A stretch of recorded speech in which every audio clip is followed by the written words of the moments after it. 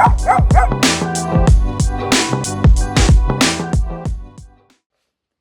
welcome back to Dog-Eared Pages. So just a little over a week ago, I wanted to read a few books, including the Shadow and Bone trilogy by Leah Bardugo, Night by Elie Wiesel, and Killjoy by Holly Jackson.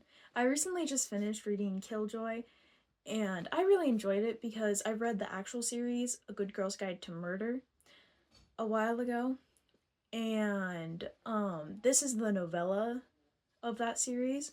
If you don't know, a novella is like a mini story in a bigger series. I will be giving my opinion about Killjoy, so if you haven't read it yet, there will be spoilers in this video. This is a really good book to read right after you finish the actual series, A Good Girl's Guide to Murder, which I read about 1.5 years ago and also really enjoyed. The original series focuses on a girl named Pippa Fitz-Amobi, or also known as Pip, and for her senior year, all students have to pick a capstone project.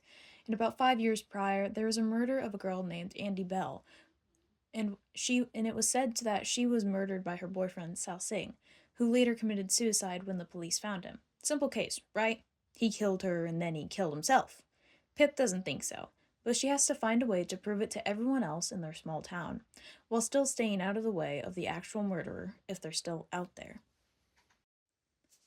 The novella talks about the end of Pip and her friends' senior year, and her friend Connor invites them all over to do a murder mystery game based on the 1920s at his house.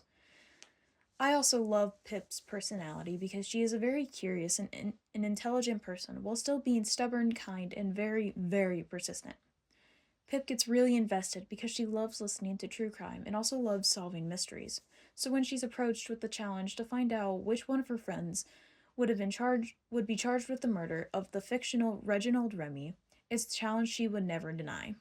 Throughout the game, each of her friends gets a little pamphlet and gives some clues and also information that they can't let other people find out about their characters as well. I really enjoyed reading it because even though it's been a hot minute since I've read the original series, there are lots of subtle hints that you would only understand if you actually read the original series.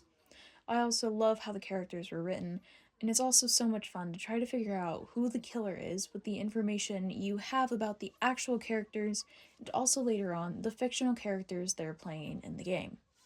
Personally, I rated this book a 3 out of 5 stars because as much as I love the story, I wish that it was just a tad bit longer, and I wish that it gave you more time to feel a certain way about the ending before you're done reading it.